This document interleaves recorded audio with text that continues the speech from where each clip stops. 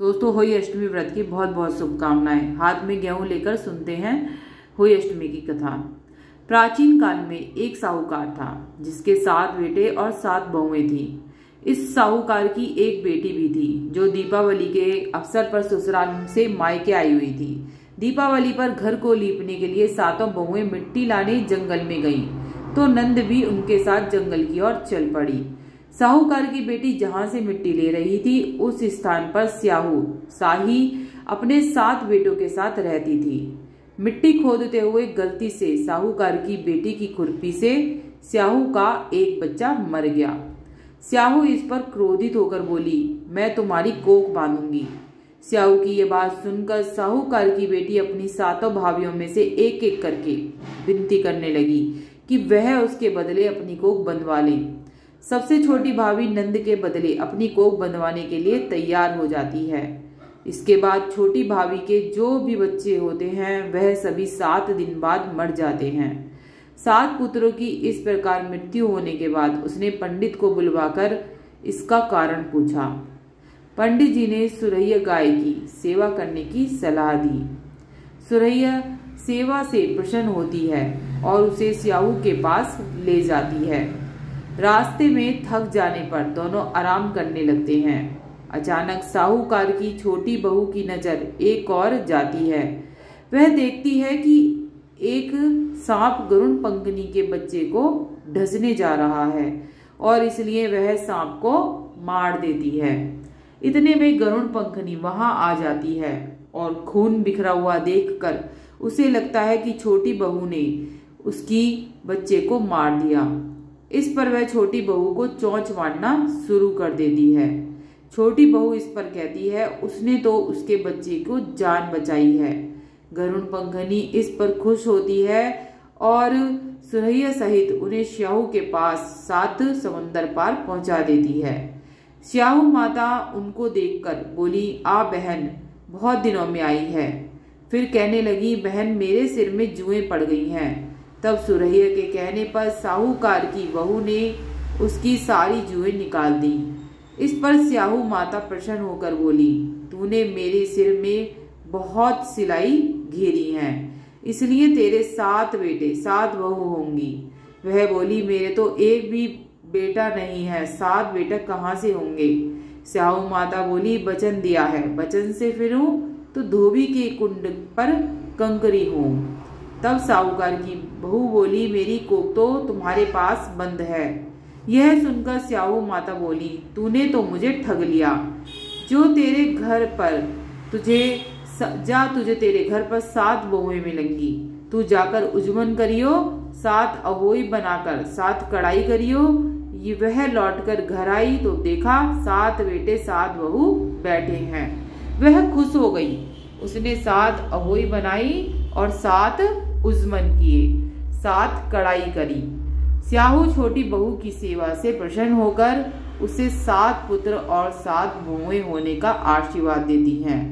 स्याहू के आशीर्वाद से छोटी बहू का घर पुत्र और पुत्र वधुओं से हरा भरा हो जाता है। अहोई अष्टमी का अर्थ एक प्रकार से यह भी होता है कि अनहोनी को होनी बनाना, जैसे साहूकार की बेटी ने छोटी बहू ने कर दिखाया। बोल होली अष्टमी माता की जय। अब सुन लेते हैं दोस्तों दूसरी कहानी। दंत कथा के अनुसार एक बार एक औरत अपने 7 पुत्रों के साथ एक गांव में रहती थी। एक दिन कार्तिक महीने में वह औरत मिट्टी खोदने के लिए जंगल में गई। वहां पर उसने गलती से एक पशु के शावक की अपनी कुल्हाड़ी से हत्या कर दी। इस घटना के बाद जब औरतों के 7 पुत्र एक के बाद एक मृत्यु को प्राप्त हो गए। इस घटना से दुखी होकर उस औरत ने अपनी कहानी गांव की हर एक औरत को सुनाई। एक बड़ी औरत ने उस औरत को यह सुझाव दिया कि वह होई माता यानी कि होली अष्टमी की आराधना करे। पशु के शावक की सोते हुए हत्या के पश्चाताप के लिए उस औरत ने शावक का चित्र बनाया और माता होली अष्टमी के चित्र के साथ रखकर उसकी पूजा करने लगी। उस औरत ने 7 वर्षों तक होली अष्टमी का व्रत रखा और आखिर में उसके 7 पुत्र फिर से जीवित हो गए। होली अष्टमी का व्रत का महत्व जान लेने के बाद आइए अब सुनते हैं गणपति जी की कहानी, क्योंकि गणपति जी की कहानी के बगैर सारी कहानियां अधूरी होती हैं।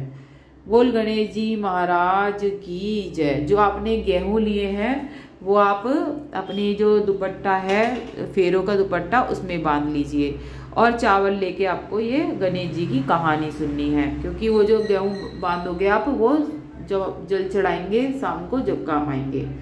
चावल लेके सुनते हैं गणेश जी की कहानी। एक बुढ़िया माई थी, वो प्रतिदिन मिट्टी के गणेश जी की पूजा करती थी, लेकिन वो रोज मिट्टी के गणेश बनाए और रोज पिघल जाए। एक दिन उसकी झोपड़ी के पास एक सेठ का मकान बन रहा था। वो मकान बनाने वाले मिस्त्री से जाकर बोली, मेरे लिए पत्थर का गणेश बना दो। मिस्त्री बोले, जितने में हम तेरा पत्थर का गणेश गढ़ेंगे उतने में अपनी दीवार न चिनेंगे। बुढ़िया को बहुत दुख हुआ।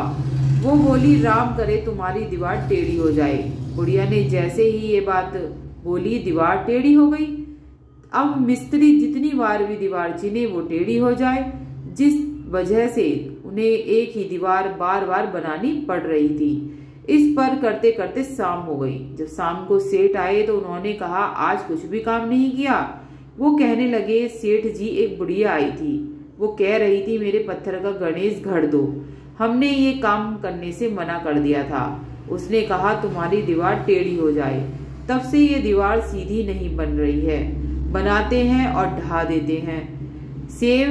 सेठ ने बुढ़िया को बुलवाया। सेठ ने कहा, बुढ़िया माई, हम तुझे सोने का गणेश घड़ कर देंगे, बस हमारी दीवार सीधी कर दो। गणेश ने बुढ़िया को सोने का गणेश घड़ा कर दे दिया और सेठ की दीवार सीधी हो गई। हे विनायक महाराज, जैसे सेठ की दीवार सीधी हुई वैसी सभी की हो। कहते सुनते हुंकारा भरते का भला, जय गणेश काटो कलेश। 3 कहानी हो गई। अब चौथी और सुन लेते हैं।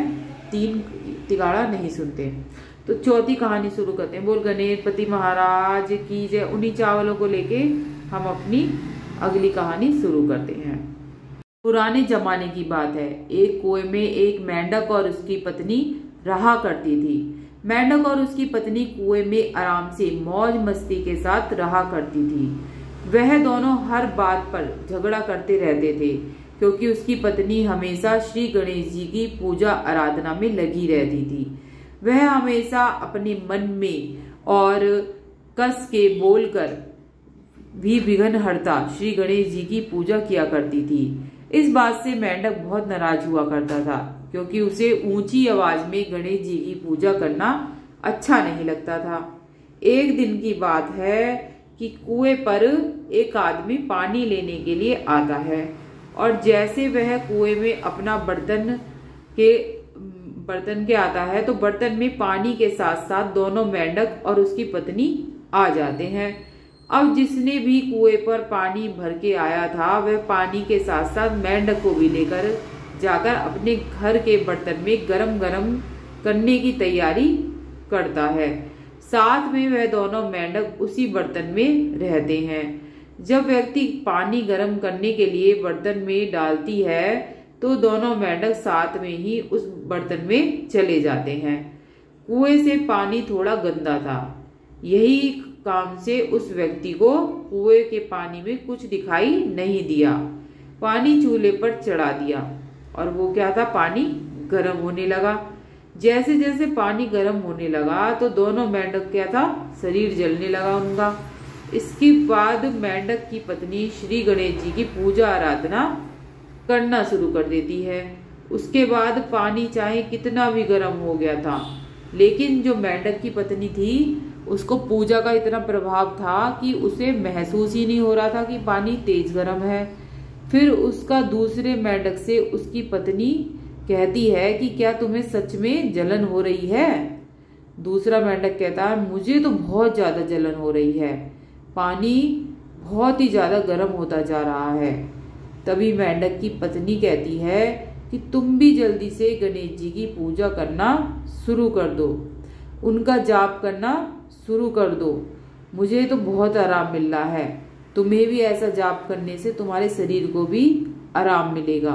जान बचाने के लिए वह भी गणेश जी की पूजा करने लगा और दोनों मिलकर गणेश जी की पूजा आराधना करने लगे। उसके बाद श्री कृष्ण जी बछड़े के रूप में प्रकट होते हैं और पानी, जो गर्म पानी रखा था चूल्हे में, लात मारकर गिरा देते हैं। दोनों मेंढक और मेंढकी छलांग लगाकर बाहर निकल आते हैं और कूदकर कुएं में पहुंच जाते हैं। इस तरह से वे पूजा करने में लीन रहते हैं गणेश जी की। बोल गणेश जी महाराज की जय। जो आपने चावल लिए हैं वो पीछे की तरफ फेंक दीजिए अपने ऊपर से, और जो लोटा रखा है, गेहूं जो थे वो पहले बांध लिए हैं, और जो लोटा रखा है वो सूरज को चढ़ा देंगे, रात वाला लोटा तारों को चढ़ाएंगे।